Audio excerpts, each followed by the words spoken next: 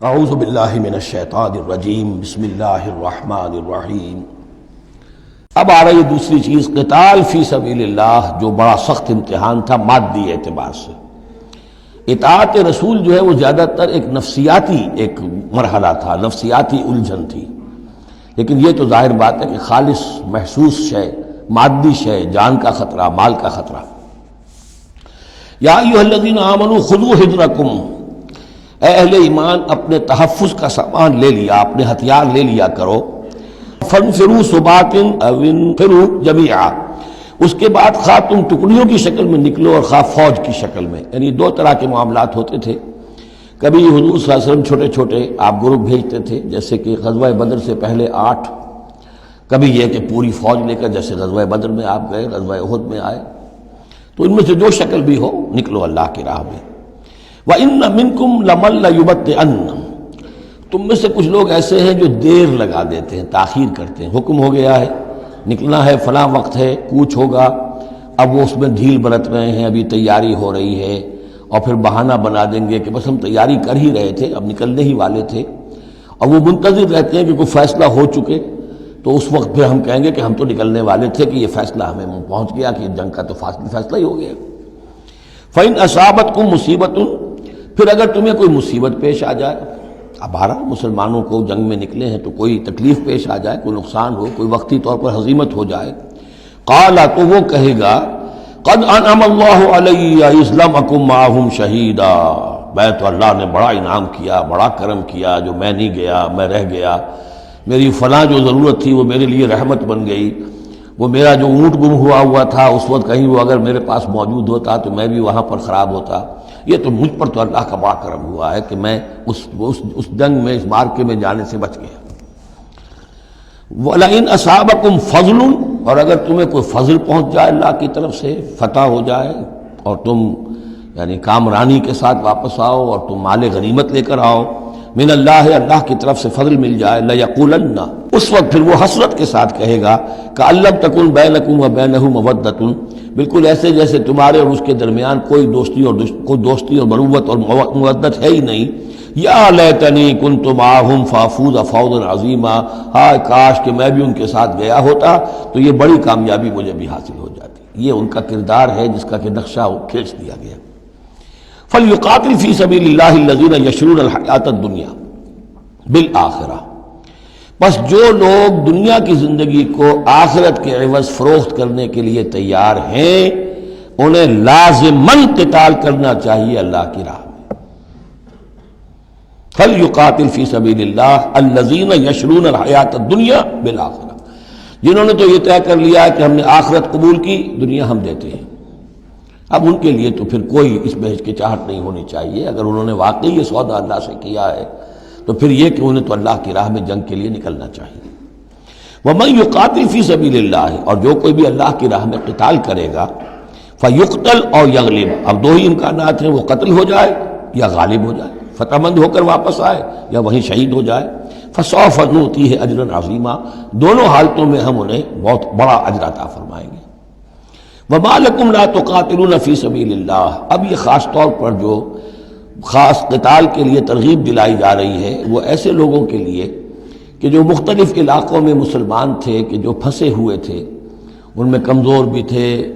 ان میں خواتین بھی تھیں، بیمار بھی تھے، بوڑھے تھے، جو ایمان تو لے آئے لیکن یہ کہ وہ ہجرت کے قابل نہیں تھے، تو وہ اپنے اپنے علاقوں میں ہیں، اپنے اپنے قبائل میں ہیں، وہاں ان کے اوپر ظلم ہو رہا ہے، انہیں ستایا جا رہا ہے، انہیں مارا جا رہا ہے، پرسیکیوٹ کیا جا رہا ہے، تو خاص طور پر ان کی نصرت کے لیے نکلنا اور ان کو جان چھڑانا اور ان کو بچا کے لے کر آنا، یہ کام تو ایسا ہے کہ جس میں غیرت ایمانی کا بہت ہی شدید تقاضا ہے، اور میں تو سمجھتا ہوں کہ غیرت انسانی کا بھی تقاضا ہے۔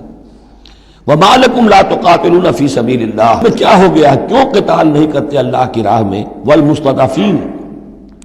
اور ان کمزور لوگوں کے لیے جو مغلوب بنا دیے گئے ہیں، من الرجال، مردوں میں سے، والنساء، اور عورتوں میں سے، والولدان، اور بچوں میں سے، الذین یقولون، جو یہ کہہ رہے ہیں، دعائیں کر رہے ہیں، ربنا اخرجنا من هذه القرية الظالم اهلها، اے ہمارے پروردگار ہمیں نکال اس بستی سے جس کے رہنے والے لوگ ظالم ہیں، واجعل لنا من لدنك وليا، اور ہمیں اپنے پاس سے کوئی ہمارا ولی، حمایتی، مددگار بنا دے، واجعل لنا من لدنك نصيرا، اور ہمارے لیے خاص اپنے فضل سے کوئی مددگار بھیج دے۔ اب ان کی جو یہ آہ و بکا ہے وہ بھی تمہیں آمادہ نہیں کر رہی کہ ان پر ظلم ہو رہا ہے، ان پر ستم ڈھائے جا رہے ہیں، اور تم جو ہے اپنے گھروں سے نکلنے کے لیے تیار نہیں ہو۔ یہ کن سے خطاب ہو رہا ہے؟ جن کے ہاں اسلام قائم ہو چکا تھا، ان سے خطاب ہو رہا ہے۔ ہم اپنے گھر میں اسلام قائم کر نہیں سکتے، یہاں پر کوئی جد و جہد نہیں کہ اسلام آ جائے، ہمارے ہاں کفر کا نظام چل رہا ہے، تو ہم تو مخاطب ہی نہیں اس کے۔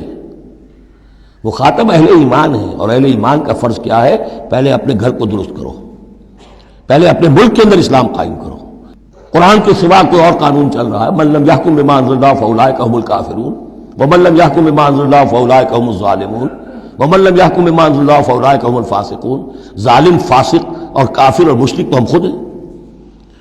تو یہ آیت اپنی جگہ ہے، ہر چیز کو اس کے کانٹیکسٹ کے اندر رکھنا چاہیے۔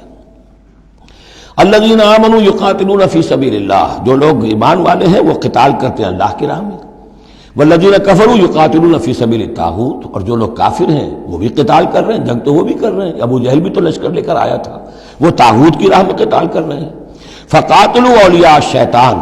تو قتال کرو، جنگ کرو شیطان کی ساتھیوں سے، شیطان کے حمایتیوں سے، حزب الشیطان سے۔ ان کید الشیطان کان ضعیفا، یقیناً شیطان کی چال بڑی کمزور ہے، دکھائی دیتی ہے بڑی زوردار،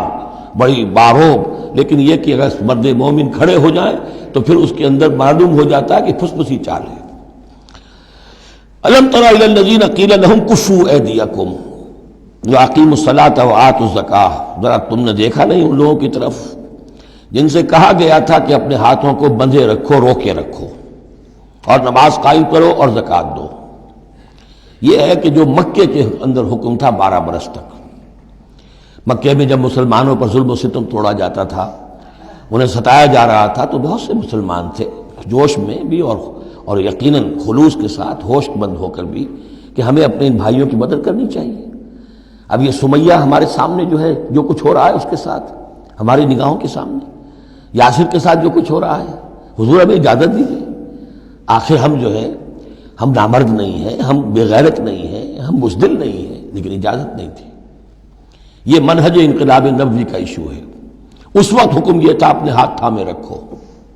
نغمہ ہے بلبل شوریدہ تیرا خام ابھی، اپنے سینے میں اسے اور ذرا تھام ابھی، ایک وقت آئے گا تمہارے ہاتھ کھول دیے جائیں گے، ابھی کفوا ایدیکم۔ لیکن یہاں سوال پیدا ہوتا ہے، الم تر الی الذین قیل لهم کفوا ایدیکم، یہ فعل مجہول ہے، کہا کس نے تھا؟ مکی قرآن میں یہ آیت موجود نہیں ہے، وہاں بھی یہ حکم تھا محمد الرسول اللہ صلی اللہ علیہ وسلم کا، حضور نے روکا۔ یہ آیت تو اتر رہی ہے مدنی قرآن میں، سورہ نساء میں، تو معلوم ہوا کہ اس وقت بھی وہ حضور کا حکم تھا جس کو کہ اللہ نے وہ اون کیا ہے، اللہ کی طرف سے تھا یہ۔ تو وہی یہ جلی تو ہوتی ہے، وہی یہ خفی بھی ہوتی ہے، یا حضور کے جس اجتہاد کو اللہ تعالیٰ اس کو تقریر کہیں گے، جیسے حضور کی حدیث ہم کہتے ہیں، ایک آپ کا قول ہے، ایک فعل ہے، ایک تقریر ہے۔ کوئی کام آپ کے سامنے کیا گیا، آپ نے اسے روکا نہیں، تو گویا کہ ایک طرح سے آپ کی طرف سے ریکگنیشن مل گئی کہ وہ بھی جائز ہے۔ یقیناً غلط ہوتا تو حضور روک دیتے۔ اسی طرح اللہ تعالیٰ کی کتاب ہے، وحی جلی ہے، وہ آ رہی ہے، لیکن حضور کا وحی خفی بھی ہے حضور کو جو آ جاتی ہے، اور ایک یہ کہ حضور خود اجتہاد کر رہے ہیں، اس کو اگر اللہ نے روکا نہیں تو گویا اللہ کی تقریر ہو گئی، اور وہ بھی اللہ ہی کی طرف سے ہو گیا، اور وہ بھی گویا کہ اللہ نے اون کر لیا۔ تو اب یہ بھی ہو سکتا ہے کہ وحی خفی کے ذریعے سے اللہ نے مکی دور میں حضور کو یہ حکم دیا ہو کہ جو ہے یہاں نقل ہوا ہے، اور یہ بھی ہو سکتا ہے یہ حضور کا اپنا اجتہاد ہو اور اس کو اللہ تعالیٰ نے قبول کیا ہو۔ الم تر الی الذین قیل لهم کفوا ایدیکم واقیموا الصلاۃ وآتوا الزکاۃ، اب یہاں محذوف ہے۔ اس وقت تو کچھ لوگ بڑے زور شور سے کہتے تھے ہمیں اجازت ہونی چاہیے، ہم جنگ کریں، لیکن اب کیا حال ہوا؟ فلما کتب علیہم القتال، جب ان پر جنگ فرض کر دی گئی، اذا فریق منہم یخشون الناس کخشیۃ اللہ او اشد خشیہ، تو اب یہ دیکھنے میں آ رہا ہے کہ ان میں سے کچھ لوگ انسانوں سے اس طرح ڈر رہے ہیں جیسے اللہ سے ڈرنا چاہیے، بلکہ اس سے بھی زیادہ ڈر رہے ہیں۔ اب ظاہر بات ہے یہ وہ مکے کے مہاجرین نہیں ہیں، یہ اصل میں وہی منافقین مدینہ جو ہے ان کا حال ہے، لیکن کنٹراسٹ دکھانے کے لیے جو اس دور کی بات تھی اس کے مقابلے میں اس کو لے آیا گیا کہ اصل ایمان تو وہ تھا، اور یہ جو کچھ ہے شکل یہ تو پھر کمزوری ہے اور نفاق کی علامت ہے۔ وَقَالُوا رَبَّنَا لِمَا كَتَبْتَ عَلَيْنَا الْقِتَالَ، اور وہ کہتے ہیں کہ پروردگار یہ ہم پر تو نے کیوں فرض کر دی جنگ، لَوْلَا أَخَّرْتَنَا إِلَىٰ أَجَلٍ قَرِيبٍ، ابھی اے پروردگار کچھ اور عرصے کے لیے، کچھ دیر کے لیے اور کیوں نہ مؤخر کیا اس کو۔ قُلْ مَتَاعُ الدُّنْيَا قَلِيلٌ، اے نبی کہہ دیجئے دنیا کا ساز و سامان یہ بہت حقیر سی شے ہے، وَالْآخِرَةُ خَيْرٌ لِمَنِ اتَّقَىٰ، آخرت بہت بہتر ہے اس کے لیے جو تقویٰ کی روش اختیار کرے، وَلَا تُظْلَمُونَ فَتِيلًا، اور تم پر دھاگا بھر بھی کوئی ظلم نہیں ہوگا، حق تلفی نہیں ہوگی، تمہارے جو بھی اعمال ہیں، انفاق ہے، قتال ہے، جو بھی اللہ کی راہ میں ایثار ہے، بھرپور تمہیں اس کا اجر و ثواب دے دیا جائے گا۔ صدق اللہ العظیم۔